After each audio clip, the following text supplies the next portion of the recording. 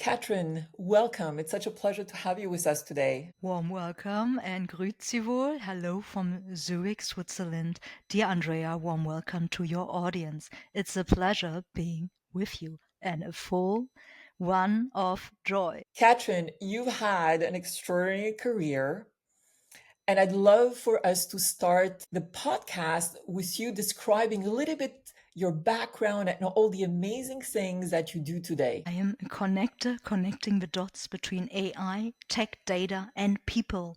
And I'm a strong community builder, building an AI future tech responsible in line with our value future community. I'm a strong believer, let's build bridges, not walls. And we are addressing from the Swiss Future Institute several layers here, not only the knowledge, the data, the information layer, and together with 4 universities, but much more as a responsible AI building the future in a responsible way together. So my role is on strategic and on operational level.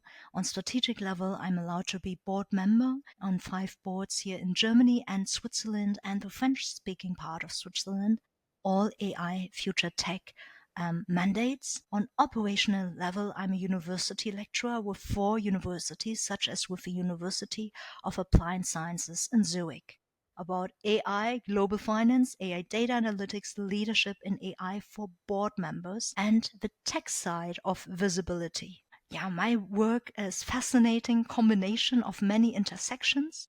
I'm also every week now a speaker moderator, mostly booked in German, English, and French. And last but not least, we are here with our heart, with the Swiss Future Institute, addressing 4 pillars: the masterclass, certification in AI and boards, the AI Future Council membership, building up one tremendous executive community, having our future symposium. The next one is coming. It's a crazy, extraordinary, not ordinary conference of 2 days intense here in Zurich. The next one is 18 19 September in Zurich. Be my guest and be warmly invited here with many international guests. And last but not least, consulting. So it's masterclass, membership, future symposium, consulting. And my vision is building up one gigantic, very personal ecosystem, having over 100,000 organic views in our Future Council member and partner ecosystem digitally, and addressing them on various layers, from TV, from media, from Swiss newspapers all over, in a very personal way, in person with us on conference on all layers.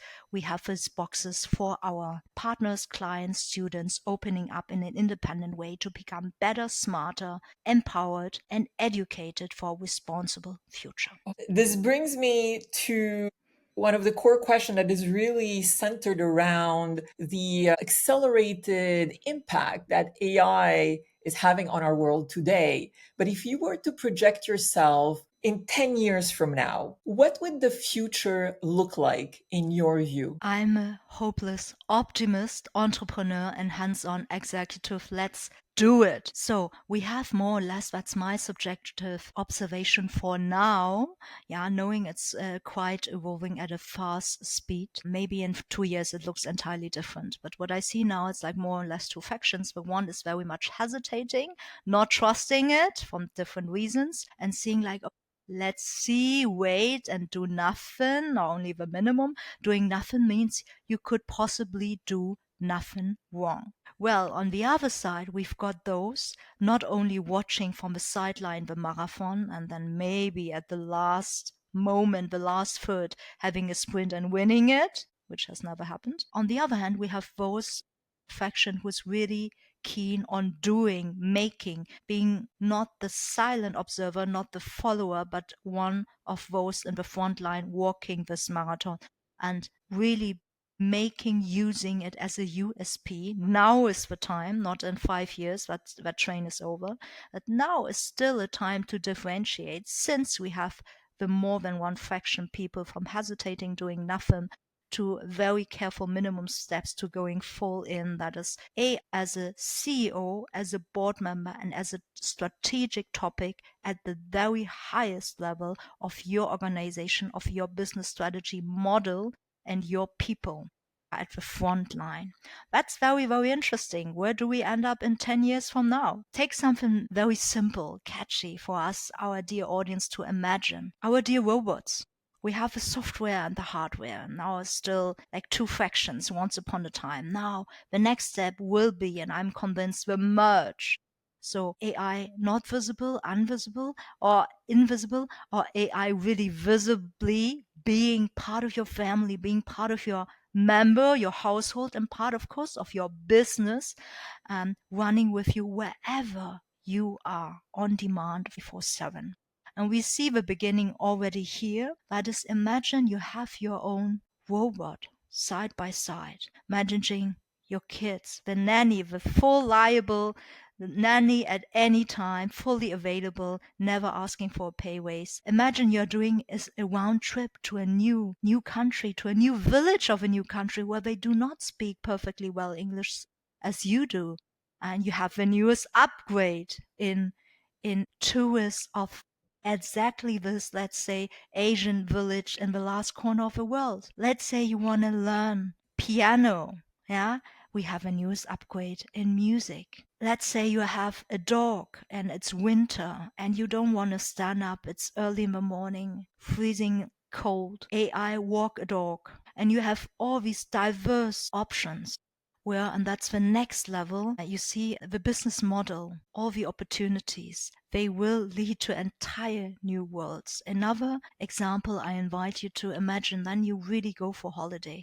Are you recharging your little robot on electricity at home, or are you sharing the data and are you booking another upgrade and booking a seat on the flight for your robots? I think that's coming next. Yeah, that you cannot. People are very used to all of our good and bad habits, hopefully more good habits after round about 3 months. We speak in the science, and then people are used to it. Yeah, and you will not miss what makes your life much, much better.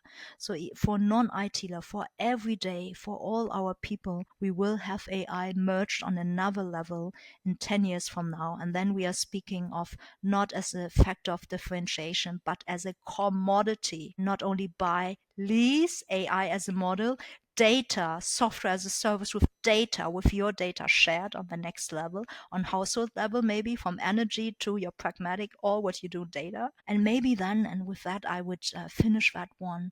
You could have never lived without AI. That becomes unimaginable for you then. Just like we can't imagine to live now without smartphones or Wi-Fi today, who want to give up, not even in your dreams on a Saturday or Sunday to some of us. It's absolutely fascinating, the world you have projected for us, and it's quite exciting. When you look at today's reality, what keeps you up at night when it comes to AI? And what gets you up in the morning excited to keep building the future that you have just described? That's a really big one. I'm standing, and we do from the Swiss Future Institute stand for responsible AI. Imagine, again, simplify a very easy picture with me. Very powerful kid we are now raising with all these powerful skills and opportunities, and it's getting bigger and bigger, growing up fast. We now more or less speak about AI IQ, maybe 100, 120. For our dear audience, around, if you're a lucky one, around 100 is pretty good. If you're academic, we tend to say from the empirical studies, it's around 120 IQ. If you are a super privileged one entering Mensa, it's 130 and above. We are getting on fast track. That is, our super powerful child will raise above 130, 150, 170 in a minimum amounts of time, not speaking about decades, years, but about months. That is, one day you will face a user giving prompts and receiving an output from somebody with 170 IQ, whereas the average user with an IQ of 100.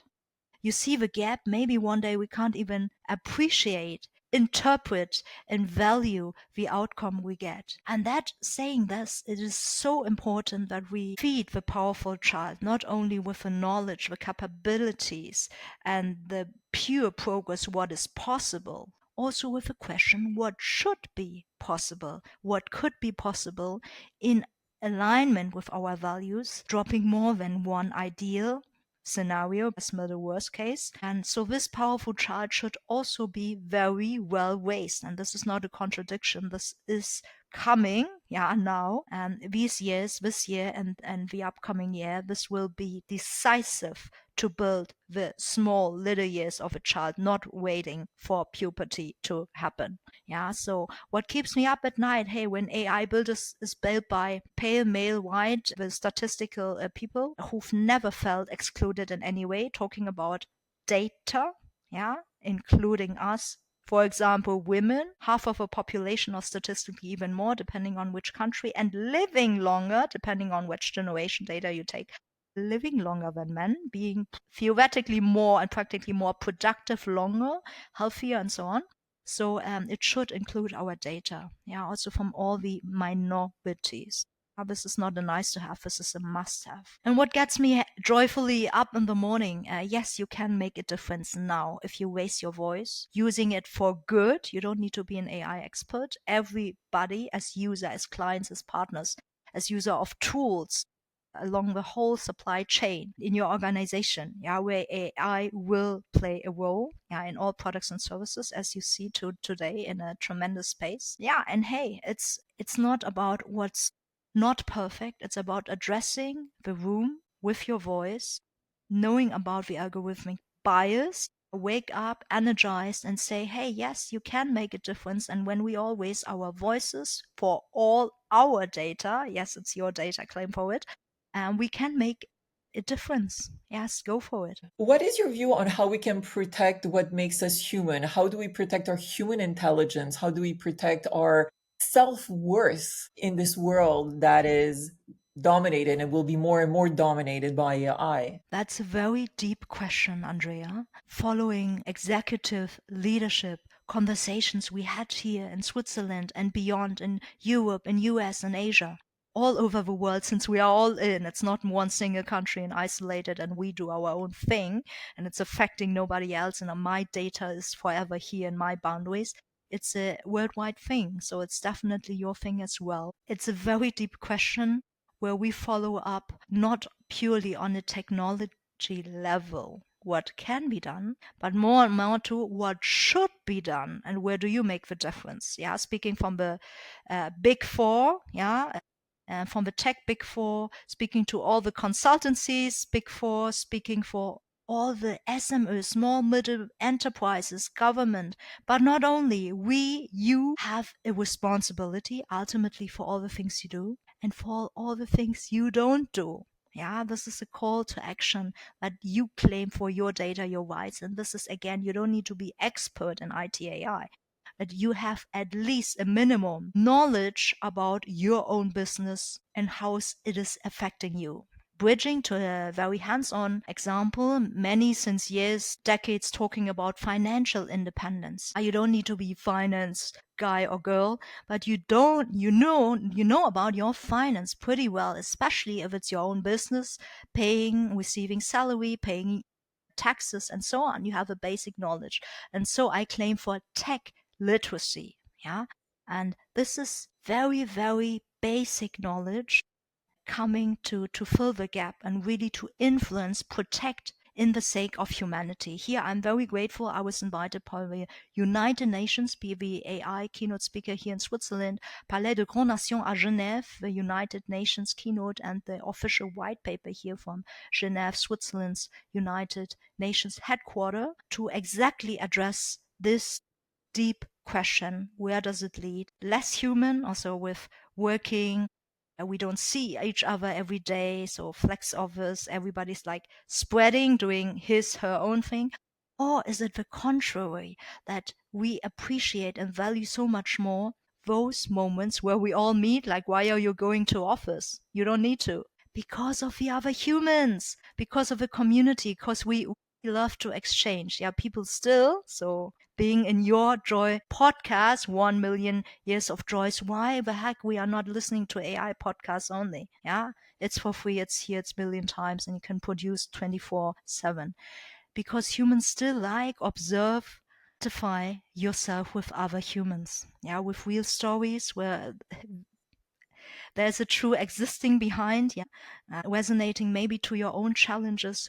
In all this, I am convinced we can still protect, we should, and we can even enhance it on the next level with AI. So it's not either or, it's both, just on an enhanced level, the superpower human next to the computing fast power, next to all the algorithm, and they're sparking true joy where you find your true self. Katrin, I was wondering if we could also talk about leadership. You've led 80 divisions, you sit on various boards, and have shaped strategy at the highest levels. What's the toughest leadership lessons that you have learned on your career journey? It is all a matter of perspective.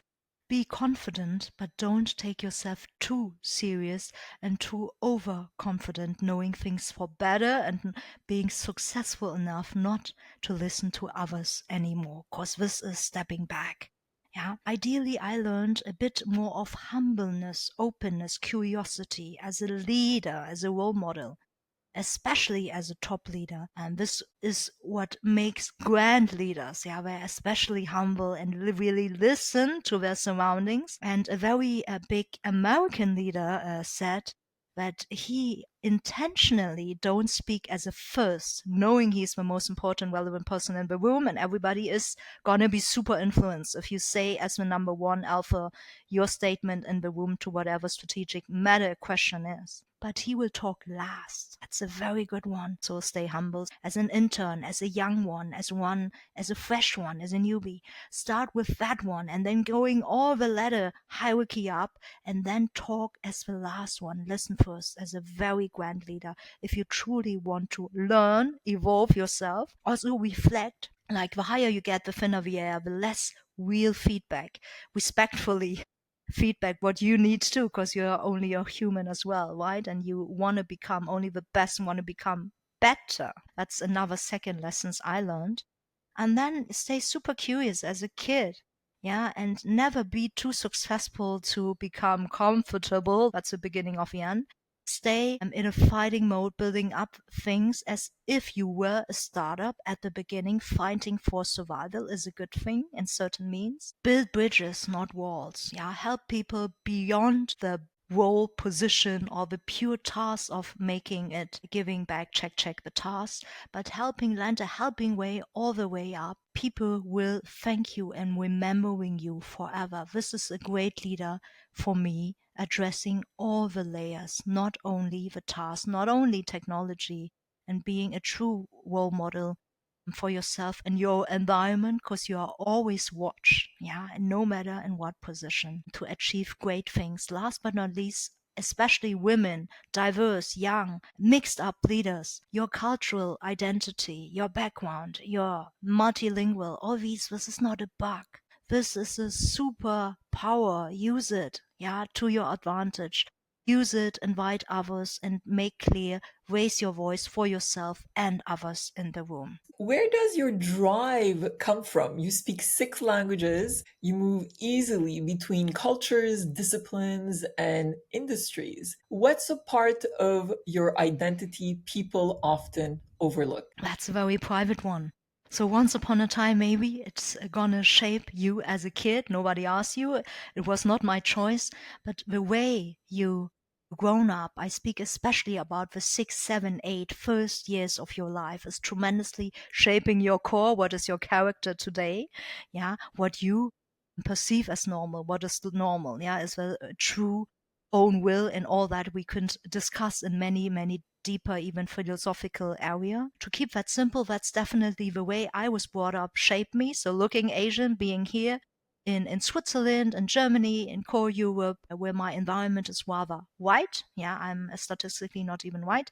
And being a woman, a young woman, and so on in tech, yeah, this is statistically not the winning combo or trio in combination, as you can see from empirical studies and as you can imagine as yourself. So I learned from all the things given to you, the ultimate drive, your energy, and the way you react to things. You can't maybe not change anything in the world by a click overnight, but you can, and I'm convinced, make a difference. The way you react, the way you learn to use your own voice, not only for yourself, but also for others. And you're gonna make, and I'm making the best of what I received from resources, from possibilities, opportunities. And always the coin says two sides. It's not black or white, as it has a sunny side and many nuances in between. So you're gonna ultimately use and make the best out of it. That's the source what drives me. So building up things, making a difference, making an impact, and also taking things not for granted, and maybe here and there challenging the existing, especially not only, but especially for diverse, for women, for all these values and AI, responsible AI, data quality, diverse data AI, and so on. It's coming together for me for one shaped round story and ball. Where it is for me as an Asian, I like to say, give me a ping pong. So I'm playing the ball to you, expecting there's something coming back. And again, everyone, you too, you can make a difference. You are ultimately responsible for all the things you do, but also for those things you don't do. So start using your voice and tech for good. And if you took away the titles, the achievements, and the awards that you have obtained, who is Katrin at her core? I'm a community builder. I'm a strong believer in connecting the dots, AI tech data to people, and to make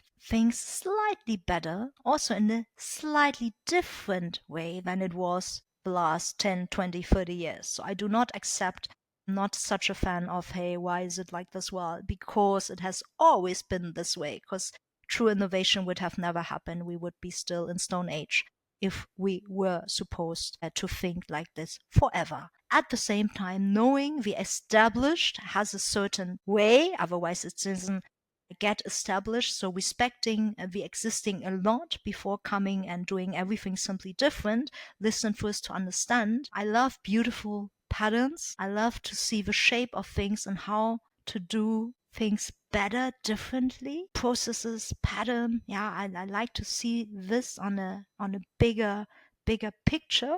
And I really love, I have a creative side in me to create things, to shape, influence things and your environment. So I'm doing it not alone, but a great team who influences me back, my people, my team, my community.